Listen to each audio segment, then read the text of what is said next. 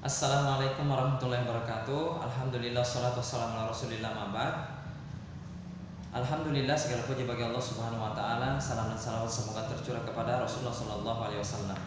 Ya, sebelumnya ya, kami mengucapkan ahlan wa sahlan kembali ya, selamat datang dan selamat berjumpa kembali. Insyaallah ta'ala di video ini ya, kami akan membuat sesingkat mungkin dengan sub-sub tema pelajaran nahwunya ya, sub-sub tema pelajaran nahwu. Di awal telah kita pelajari, di pertemuan pertama telah kita pelajari apa ilmu nahwu itu ya, pelajaran nahwu itu apa bedanya ilmu shoroh dan muhadasah.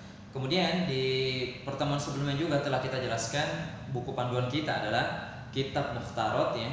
Kitab Mukhtarot ini adalah kaidah-kaidah ya, ringkasan kaidah-kaidah bahasa Arab yang disusun atau ditulis oleh Al-Ustadz Nur Rafiq bin Gufron, pembina Pondok Pesantren Al-Furqan Islami Gresik ya, Surabaya, ini Jawa Timur.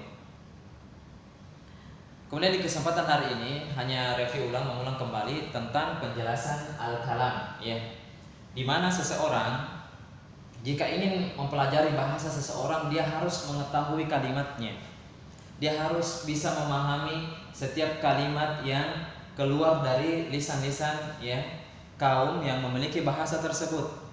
Ya, contohnya ketika ingin belajar bahasa Jepang, ya harus bisa memahami kalimat Jepang. Begitu halnya dengan bahasa-bahasa lainnya, bahasa Inggris dan lain-lainnya. Disinilah kita akan diantarkan pelajaran nahwu ini akan menata kalimat, menyusun kalimat dan memahami makna kalimat. Nah, sekarang di dalam bahasa Arab ya, begitupun dengan dalam bahasa Arab ada istilah-istilah yang harus kita ketahui. Di antaranya ini al-kalam. Kalau kita menjumpai istilah al-kalam, maksudnya adalah kalimat dalam bahasa Indonesia, kalimat kita. Misalkan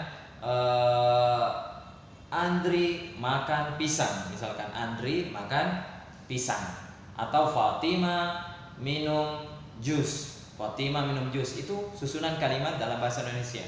Ya, itulah al-kalam yang dimaksud oleh bahasa Arab. Sekarang apa pengertian al-kalam menurut orang Arab ya? Adalah susunan beberapa kata yang mempunyai arti sempurna. Sekali lagi, susunan beberapa kata. Jadi kalimat tersusun dari beberapa kata ya. Kita akan dituntut untuk membuat kalimat nantinya, menyusun beberapa kata. Kemudian apa hasil dari kata tersebut? Ini kuncinya adalah mempunyai arti sempurna. Bukan hanya menata kata saja, menyusun kata-kata namun tidak sempurna artinya. Ya, apa maksud artinya sempurna tersebut? Nah, di sini perhatikan catatannya, sudah dipahami ketika dibaca.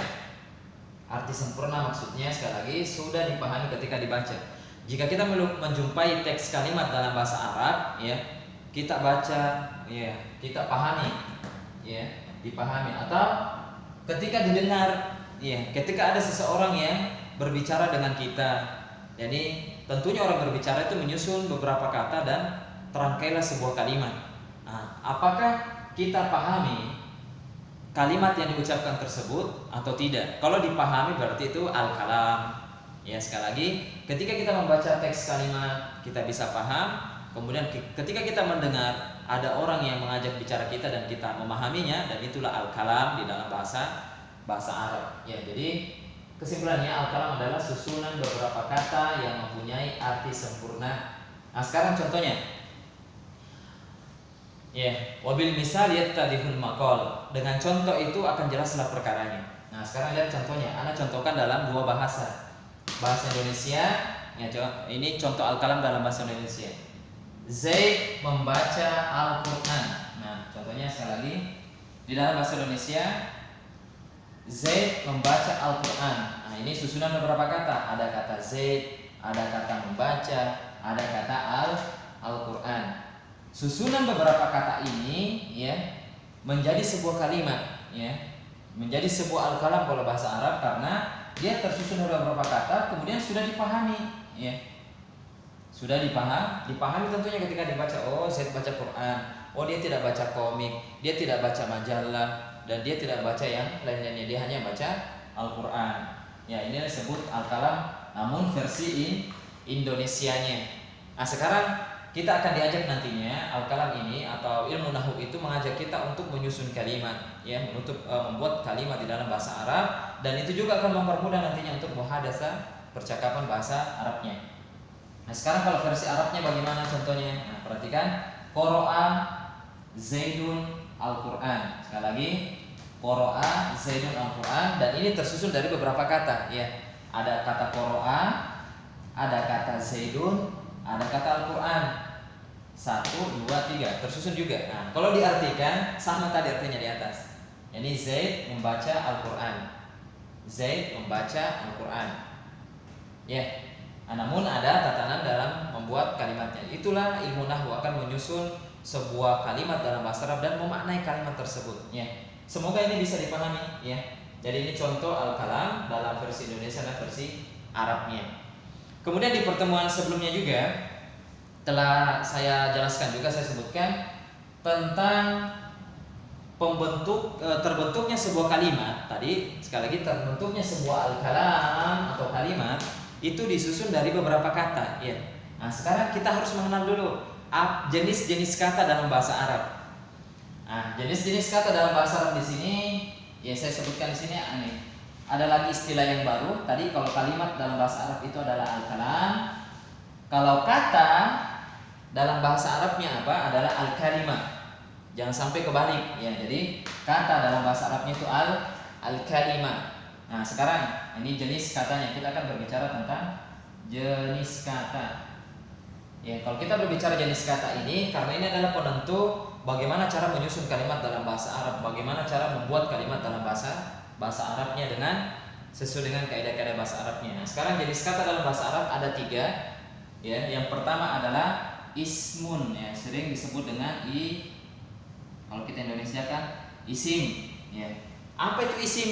Nah, insyaallah taala di video keduanya kita akan bahas nantinya. Yang intinya sekarang ini kita harus pahami betul dan berusaha untuk memahami, ya, jenis kata dalam bahasa Arab. Kalau kita buka Al-Quran dari awal sampai akhir, kita akan menjumpai hanya 3 jenis ini saja, ya.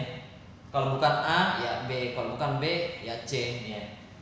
Al-kalimah sekali lagi terbagi menjadi 3 jenis saja. Hanya 3 jenis di dalam bahasa Arab. Ya, kata, sekali lagi kata atau kalimah dalam pelajaran nahwu itu atau pelajaran bahasa Arab itu terbagi menjadi 3 jenis. Yang pertama diistilahkan ismun atau isim, atau secara umumnya apa itu isim adalah kata benda. Kata benda yang kita akan sebutkan nanti rincinya di video yang keduanya. Jadi isim yang pertama, jenis kata pertama adalah isim. Jenis kata yang kedua adalah fi'lun atau sering dibacanya dengan fi'il. Fi'il. Jenis kata kedua istilah ini adalah fi'il. Apa itu fi'il? Kata kerja. Fi'il adalah kata kerja yang insyaallah kita akan jelaskan lagi apa saja kata kerja yang ada di dalam bahasa Arab.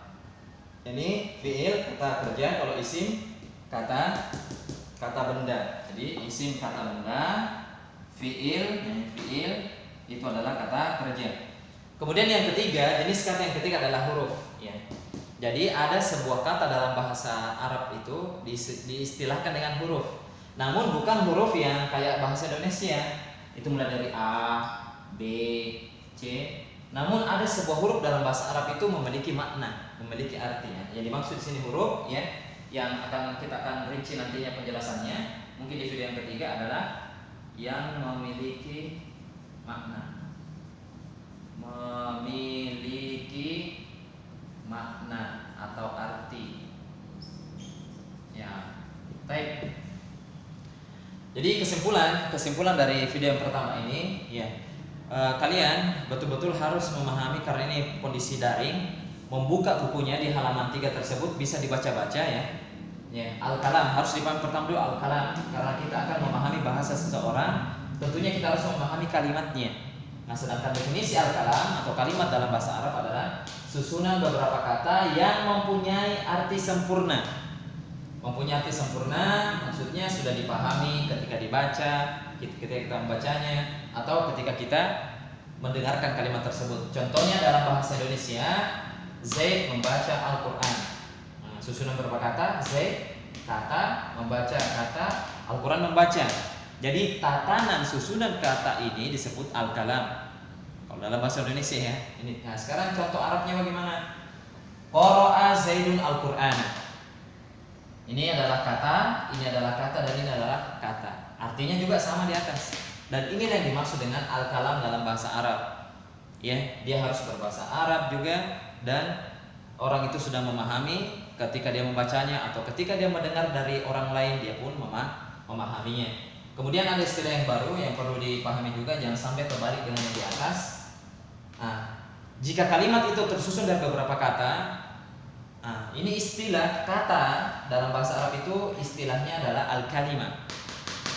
Kata dalam bahasa Arab ada istilahnya al-kalimah. Kemudian al-kalimah atau kata ini terbagi menjadi tiga jenis saja. Yang pertama isim, ya ini kata benda. Kemudian fi'il, itu adalah kata kerja. Kemudian yang ketiga adalah harfun, yakni huruf. Namun ada catatan, huruf yang dimaksud adalah huruf yang memiliki makna atau arti. Ya, sekian dari video yang pertama, semoga bermanfaat dan bisa dipahami. Wassalamualaikum warahmatullahi wabarakatuh.